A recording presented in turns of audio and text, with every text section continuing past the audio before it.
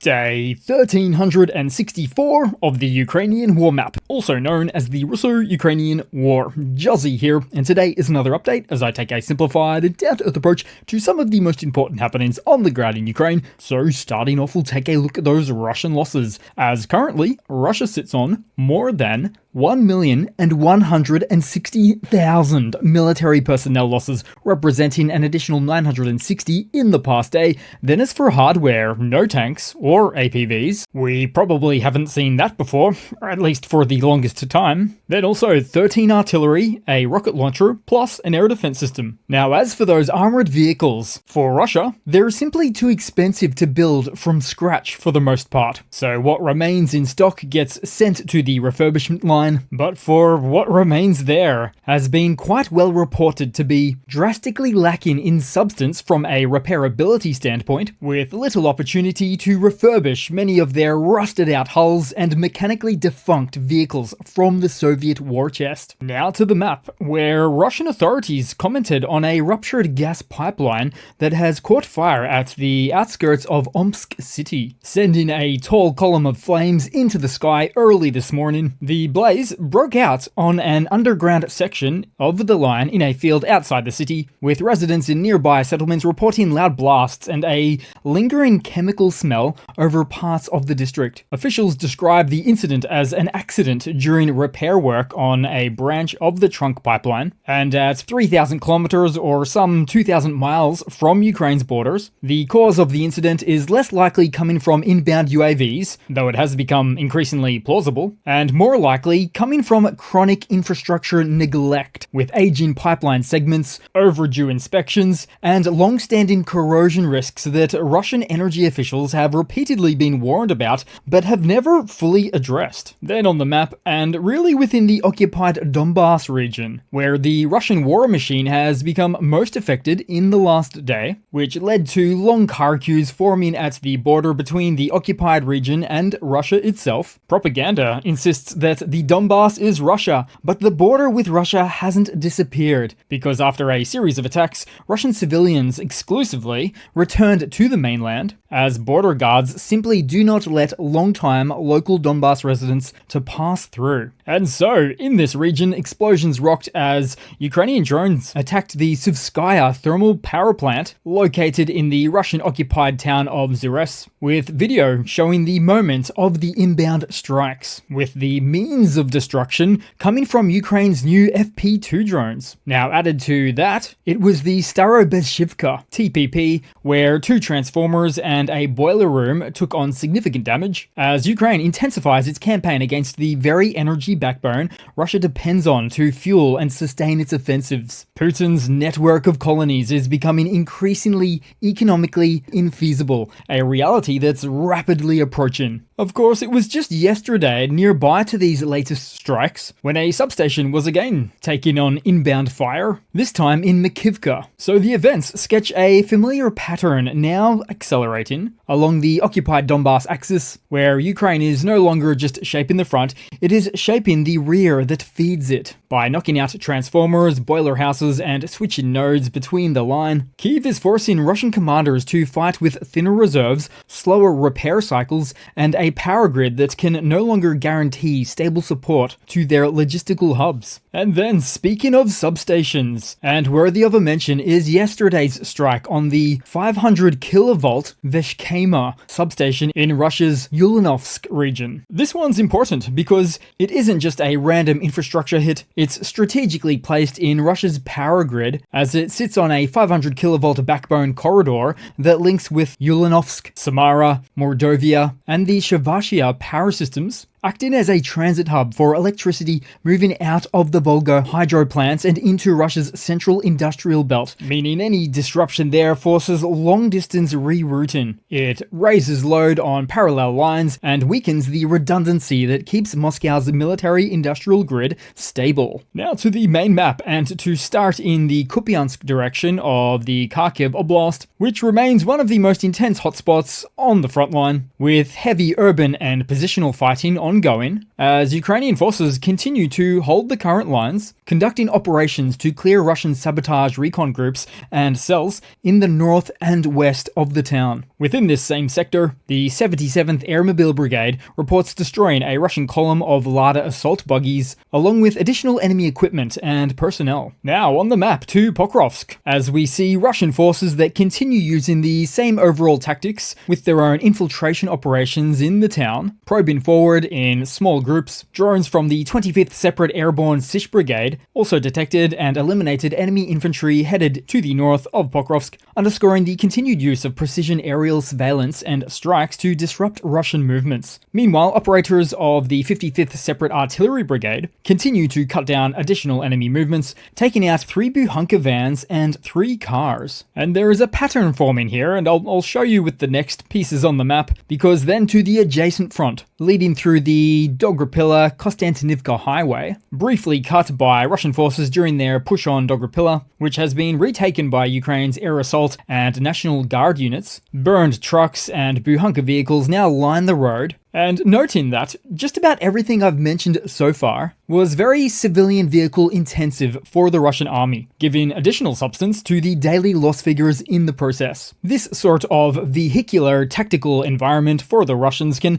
extend toward downstream effects, namely that they have no offensive in depth, because once the front line is exhausted, their forward momentum becomes more limited and left out in the open, which, as we will see in the future, becomes even more problematic for the Russian army. And this doesn't happen overnight. It is a slow grind of armored attrition that we've been watching for some time now. With each passing phase and each push in the war, it becoming readily more apparent that the inbound Zergling rush has to break new ground on foot, or civilian vehicles. Next up on the map, and back to Novopavlivka, still holding, with updates on the Ukrainian Defense Forces clearing the settlement after a previous enemy mechanized raid carried out under the cover of fog, during which Russian troops managed to land, with the latest clearing that may have since amounted to some dozens of occupiers eliminated from that latest wave of attacks, and no doubt dozens more lemons to come. Then taking a look around the map, where several unmanned aerial threats were neutralized by the AFU's 115th Separate Mechanized Brigade, known as the Aliens Unit, that continued its focused work against enemy drones, using FPV interceptors to destroy Russia's Lancet and Zala systems. Then also to be seen on the map was the case of the lesser heard from Platform Design, a Ukrainian ground-based kamikaze drone destroying a Russian firing point in the Donetsk region. You'll see it roll up right here as part of its own terminal phase when saying hello. Then on the map, it was down in the southwestern region of Ukraine, where Ukrainian fighters of the 40th Separate Brigade Orion Group successfully identified and destroyed several enemy shelters and targets used by occupying forces, very likely occurring in the Kherson region south of the Dnipro. Then something else on the map that I'm somewhat surprised we haven't seen much of before, with some Russian infantrymen getting entangled in fiber optic drone cables, who were then subsequently, or I suppose consequently, attacked by FPVs in the Donetsk region. And then back to the skies, with more footage of the Sting drone interceptors successfully hunting down Shaheeds in the sky. We've heard about the Stings for many months now, with footage of the neutralizations now coming to bear. In this case, consistently edging in from underneath. So far, the Stings are not yet fully autonomous weapon systems, but are gearing up to be fully automated in the terminal phase, which includes the target lock and last mile navigation logic. Now, Ukraine's Ministry of Defense has spoken quite highly of these interceptors, and others just like them, impressed by their early results, with the short-term goal of producing 2 of these designs for every long-range Shahed drone, with the upcoming production of about 1,000 per day, which all makes a great deal of sense given their early field tests reaching a 50% success rate. And on that 6,000 feet high-flying note, moving direct to a series of Ukrainian hardware news updates, with Ukrainian engineers unveiling new images of the Flamingo cruise missile, highlighting the first units financed through a Czech donor group that raised funds for 2 missiles. The initiative, locally known as Gifts for Ukraine's Frontline, had confirmed that producer Firepoint's technicians marked one such missile as Dana before launch in tribute to Czech nuclear physicist Dana Drabova, a name also carried by the long-serving Czech 152mm Dana self-propelled howitzers, also found in Ukrainian service. Then in separate but related news, former US Secretary of State Mike Pompeo joined the advisory board on Firepoint, which is once again the producer of the Flamingo cruise missile. His appointment adds a high-profile political figure, one with substantial experience from Russian policy to Ukraine's expanded defense industry ecosystem. Ukraine's Flamingo line is intended to complement the country's newer long-range systems by drawing on modular components and simplified supply chains, with Firepoint promoting the 3,000-kilometer range missile as part of a broader effort to increase strike options independent of foreign stockpiles. Because, to date, the only party to provide Ukraine 3,000-kilometer ranged missiles is Ukraine. Then to more high-flying news, as Ukraine has opened a new partnership with NVIDIA, focused squarely on building stronger wartime tech, incorporating faster AI-driven FPV drone training, deeper joint research and development, and a homegrown pipeline for advanced military-grade automation. Ukraine's digital transformation minister, Fedorov, said the goal is to give Ukraine its own sovereign AI backbone so it can train models locally, but also guard sensitive data and speed up battlefield-relevant experimentation. So, Ukraine plus NVIDIA. I doubt anybody wants to be on the other end of those experiments. Then to continue along this line of news, Ukraine has moved its Octopus interceptor drone into serial production, heading the domestically developed counter-Shahed design to several Ukrainian manufacturers after combat testing in nighttime GPS-jammed conditions. Officials say 3 producers are already licensed and another 11 are preparing lines, positioning the Octopus as another cheap way to meet Russia's expanding Shahed salvos without burning through high-end air defense missiles. Those missiles, at roughly 10 times the cost of Shaheds, don't represent any sort of long-term value, and now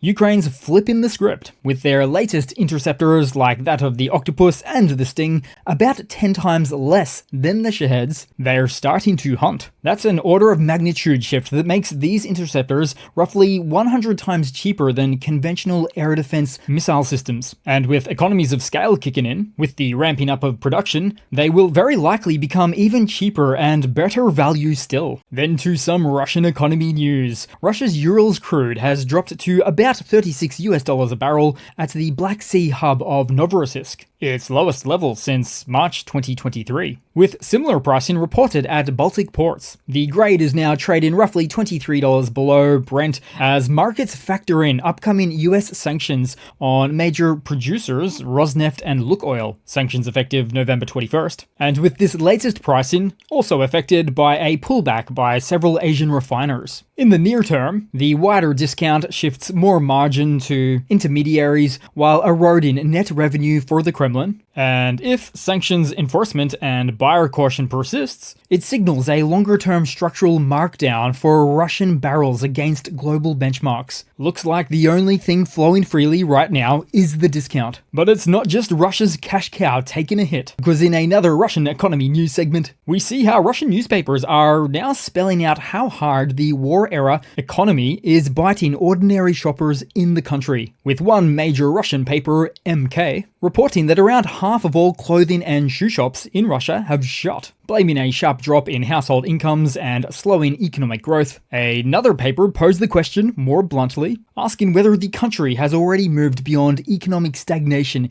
into a technical recession. Though when you subtract the war spending from Russia's annual GDP, they have hit a technical recession a long time ago. So the picture these papers sketch is one of a retail landscape hollowing out as discretionary spending dries up and inflation, sanctions, and the sheer wastage of economic resources that are being plunged full tilt into invading another country. But as you might expect, domestic coverage still avoids naming the war as the central driver, but the message between the lines is surely clear enough to locals, which is that even tightly managed Russian media can no longer ignore how much purchasing power has been drained from the high street. If roughly half of clothing and shoe outlets have indeed closed, that points to a serious strain in one of the most visible parts of Russia's consumer economy, a sector that usually tracks real living standards more closely than headline gross domestic product, as Russia's war-heavy spending is colliding with its very own shrinking peacetime-style marketplace. Oh, what a tangled web it weaves. So that has to be it for today, guys. Thanks again for watching. Please continue to like, comment, subscribe, and I do hope to see all of you guys there in the next one. Cheers!